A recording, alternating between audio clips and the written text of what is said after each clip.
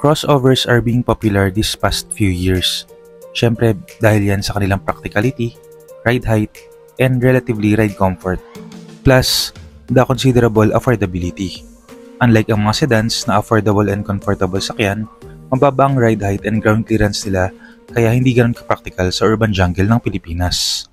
SUVs naman ay yes, very practical, mataas ang ride height and ground clearance. Pero medyo nag-suffer ang ride comfort nito dahil sa tagtag compared to a sedan. Plus syempre, medyo masakit sila sa bulsa.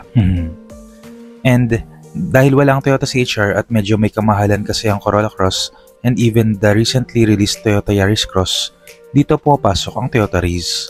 Specifically, this 1.2G variant na topic natin on this video dahil it check out all the basic boxes that you can ask for from a crossover with the added benefit na galing ito sa Toyota, which is known worldwide for its quality, dependability, and reliability.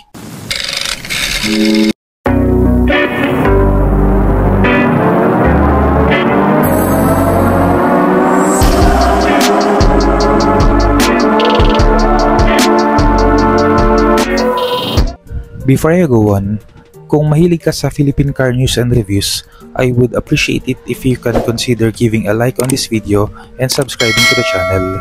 I post one video a week sharing my thoughts and opinions regarding Philippine cars. Maliit na bagay yan para sa inyo pero napakalaking tulong yan para lumago ang channel na to so that I may also know the interests of the Filipino consumer. Up front, dito natin makita yung continued na design language ng Toyota, which is very popular and personally, I like it. Similar to the newly released Toyotas that we are having right now, naka-LED na rin ang kanyang mga headlights. But unfortunately, yung kanyang fog lamps nga lang ay naka-halogen pa. But considering na ito ay mid-grade variant, I think that's okay, at least for me personally.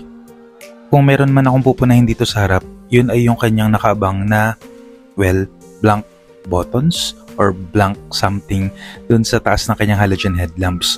Sa Toyota Raze Turbo variant kasi, meron dun front parking sensor na dahil nga ito ay mid-grade variant, wala siya neto. Pero at least, nakaabang na kung sakaling gusto mo magpadagdag. Fun fact nga pala, kung ang Yaris Cross ay crossover version ng Vios, itong Raze, siya ang crossover version naman ng Toyota Wigo. Looking under the hood is a 1.2-liter engine na merong 86 horsepower at 6,000 RPM and 130 Nm of torque at 4,500 RPM. Similar sa Toyota Wigo and sa turbo variant neto, ito ay meron ding 3 cylinders, which is a point of debate ever since silabas ng sasakyan na to. Sabi kasi nila, yung 3 cylinders dahil odd number of cylinders yung tumataas at mababa tuwing tumatakbo yung makina, mas ramdam ang vibration. Pero ako, personally, kung akong tatanungin, hindi ko siya masyado ramdam or baka lang talaga siguro sanay ako sa mga tagtag ng kalsada sa Pilipinas. But don't take it from me. Ask a Raze owner and every now and then sumisilip ako sa Toyota Raze na group, wala naman silang reklamo tungkol sa kanilang vibration and harshness. Talagang siguro yung mga nakaramdam lang neto yung mga galing sa mga high-end na sasakyan kaya nararamdaman nila yon. Aside from that, ang gusto ko rin dito sa 1.2G ay wala siyang turbo, which is less parts to break in the future. Looking at the sides, dito mo talaga makita na crossover itong sasakyan na to because of a couple of things. First is yung kanyang ground clearance. This is 200mm in paper, so that will be very enough para sa urban jungle natin. Sa dami ng mga lubak at sa konting ulan lang, buwabahan na sapat na yung 200mm na yan. Then second is yung kanyang plastic claddings all around sa sides, nakitang-kita. Sa harap, kung hindi siya masyado halata, dito sa gilid, kitang-kita mo. Ewan ko lang pag di pa nakita tong black plastic claddings on a red paint na Raze, which is, by the way, a 1.2G variant na specific color. So, pag nakita ka ng red na Raze, G variant yan.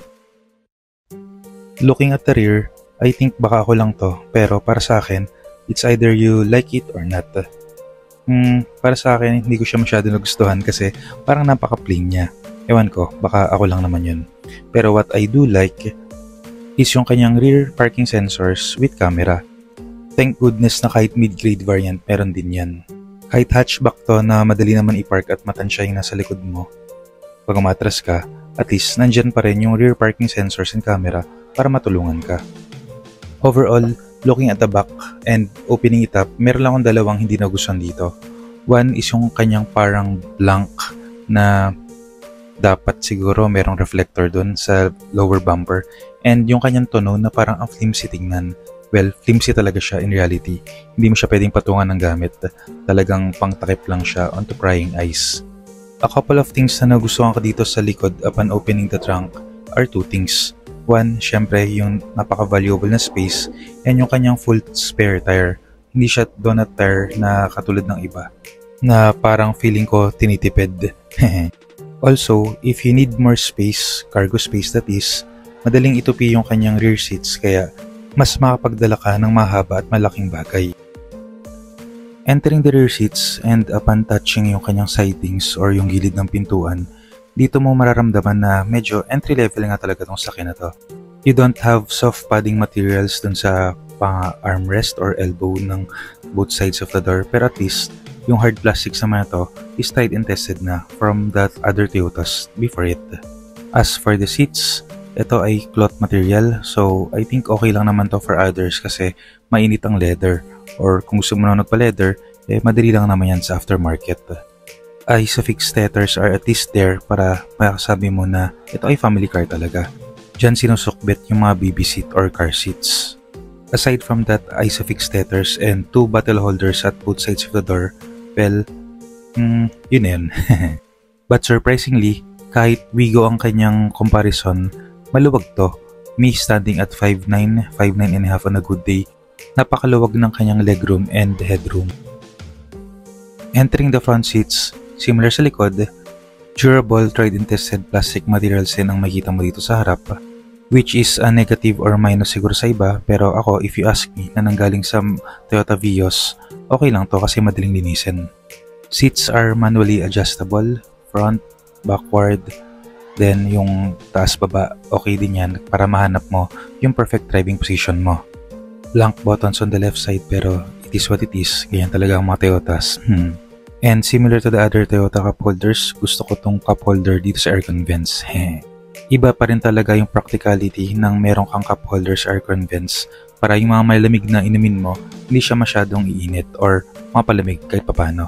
As for the steering wheel, ito medyo leather na yung kanyang material, plus yung mga buttons na makikita mo rito sa manibela mo, yan yung magasabi na medyo marami-rami kang magagawa dito sa sakyan na to. Standard of course yung kanyang 12V socket, dyan pwedeng ikabit yung dashcam, then meron din siyang USB Type-A port para pwede kang mag-charge din dyan. Space is enough up front para pwede kang maglagay ng wallet, cellphone, or yung mga daily things na dinadala mo. For a small looking crossover, well, hindi na siya ganun kaliit tingnan kumpara sa Wigo and sa sedan syempre dahil crossover to. Pero for a small crossover, I really need to say it, pero panalo yung headroom neto. May standing at 5'9 or 5'9 and a half on a good day. Hindi ko feel na claustrophobic ako dito. Hindi kagaya nung sa mga lumang Wigo na parang ang sikip ng pakiramdam. Another thing na nagustuhan ko rin dito is yung kanyang design ng air vents, plus the aircon controls. I know nagiging digital na ang maraming bagay. Some things are best pa rin with analog. Physical buttons, knobs, controls, okay pa rin yun para sa akin. At sa aircon system netong Race, dito evident yun. Meron din nga pala tong center armrest at syempre dahil ito ay entry level na crossover, handbrake pa siya na manual, hindi pa yung electronic and auto hold. Kung meron lang siguro akong pupunahin, yung kanyang uninspiring na infotainment screen. Yes, 8 inches to, pero look at the bezels. Parang it's so 2000s. But kung meron man tong saving grace, ito ay merong Apple CarPlay and Android Auto. Biruin mo, entry level na crossover from a Toyota, meron na nun. Dati-rate, pang mga top of the line na mga high-end na sakyan lang yan. Currently priced at 936,000 Philippine peso at the time of this filming, I think ito ang bang for the buck na variant ng Race. Yes, out of the factory, mas maganda talaga at mas forma yung turbo variant ng Race, pero at the price difference na 127,000 Philippine peso, marami ka nang mapagawa dun. Palitan mo yung gulong, palitan mo yung infotainment screen, padagdag ng full leather seats, and papalit ng LED lights. But be careful, merong masisirang mga warranty na. Those are my personal preference nga lang pala. Kaya ikaw, na prospective buyer neto, kung okay ka naman na dun sa mga sinabi kong pwedeng palitan or ipadagdag, you can't go wrong with this Toyota Race. Some will say na rebadged Daihatsu platform lang naman to, but think harder. Meron ding mga Toyota na nire-rebadge ng Lexus. You don't see anyone complaining about it naman, diba?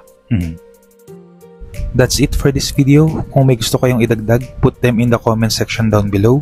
So this is Kai, your driver but not so sweet lover na nagsasabing, keep calm, drive safe, and stay awesome.